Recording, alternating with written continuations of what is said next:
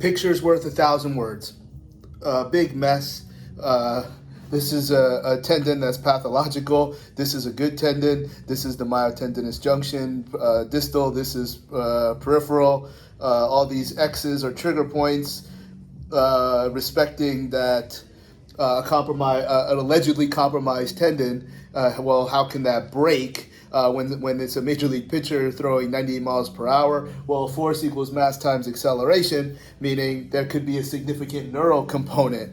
Basically, when you get information, even if it's on imaging, it's very, very difficult to pinpoint any one strategy. Good news, if it is a tendon, in this case the subscapularis, I think it can, even if you treat only the tendon to improve density and stiffness of the tendon in a proper fashion where there is pathology, then you might be able to create a solution. Because the biggest thing that this environment is linked to is this is what broke. We actually don't know much else. We know performance and we know what broke. What we don't know is all the other contributors, both above and below the subscapularis. We do know that this individual had Tommy John surgery. We do know that this individual has limited elbow extension. But and we should know that their performance is very typical of very, very stiff, ideally stiff tendons. But clearly, if there are issues at the elbow, if there are issues above and below, thoracic, cervical, things that could be contributing to some degree of inefficiency, remember, inefficient doesn't mean unsuccessful. If you're throwing the ball 98 miles per hour and you are a major league veteran, well then you probably, I think, should be okay with paying that price.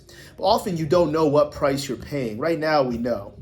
Now, in this case, if the tendon is your target, well, sometimes in the cocking phase, that tendon can act like a ligament. So if somehow the A in force equals mass times acceleration is so aggressive and their mobility is so solid, meaning mobility but not control, where that tendon is at maximum stretch, meaning it's only the tendon that you have left to create stabilization at the shoulder. But if that tendon was so weak and didn't have ideal stiffness, I don't think there'd be a history of throwing the ball close to 100 miles per hour. So I wonder if in this situation, when you learn what you don't know, or what I'm not sharing because I don't know it, if you start to unwrap and unravel those things, you may find that whatever pathology of the tendon really isn't the primary problem.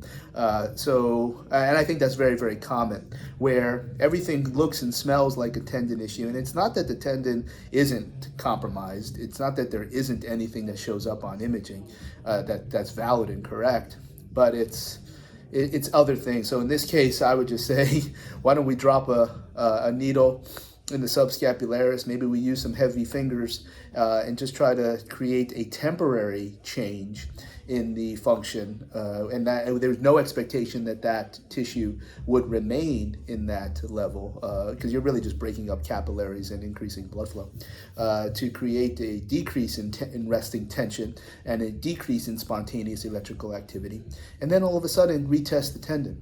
I think that's where this would start to unravel. But the question really would also be, well, if somebody has a stiff tendon, well, why would it break?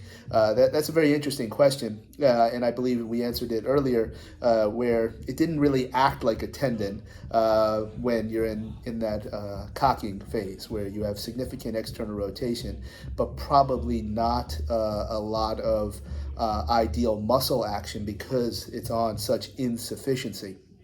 Because usually you would see that the muscle would break. You see this, and we talked about this if you go back to the video where we used the sled, we used the rubber band, and then we used TRX cords, and then I'm the muscle, where we try to explain like why do explosive athletes typically have muscle injuries but not tendon injuries, primarily in males. So the difference between male and female is because of the estrogen usually creates an elasticity through the contractile elements. So those muscles don't tear, but the ligaments obviously do. So usually you'll see the tendon, because they're so fast and so explosive, the only way to be fast and explosive is to have a stiff tendon. In addition, the only way is to have all of that neural drive to create rate of force development. You don't need to be very, very strong. We've shown that this has been proven time and time again.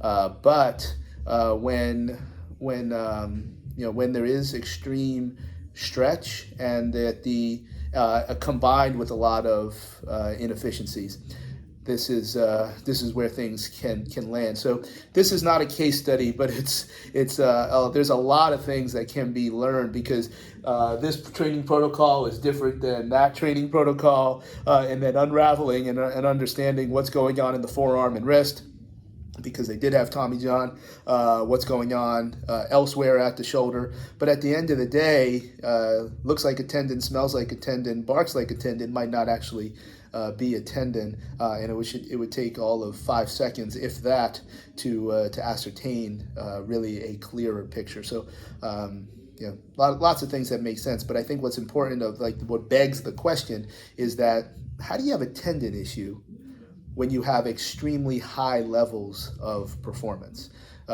It can be, like I said, it can be the efficiency/economy piece. It can be, and again, we're defining performance by very explosive activity. Throwing a baseball 98 miles per hour should fall into that category. So asking those questions and seeing what makes sense or what doesn't make sense, I wonder if this is really a complete or accurate diagnosis. We know there's a lot of information missing. Find the information, do a keen movement evaluation, use like very, very dramatic special treatment to supplement what your evaluation. So you're treating to see what changes quickly, because if you have those levels of treatment skills, you can really unravel some things very, very quickly. But you're not treating to treat and create adaptations. You're treating to create quick changes so that you see what's authentic. Because if you can make that very, very quick change, it's not something that's deeply set in. It's not an adaptation. So and they haven't adapted.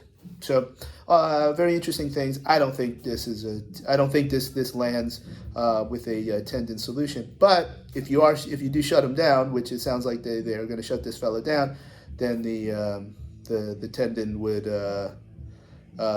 just treating the tendon in isolate might be of value, because we learned that as well.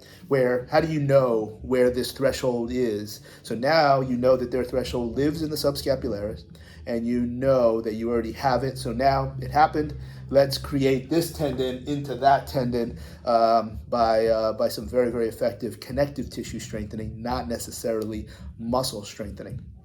I think that would all unravel that. And I don't know how much of this would actually help you should you find yourself in the Crichton section of Mobile, Alabama. But if it did, and you look up under a tree and see a leprechaun, say yeah.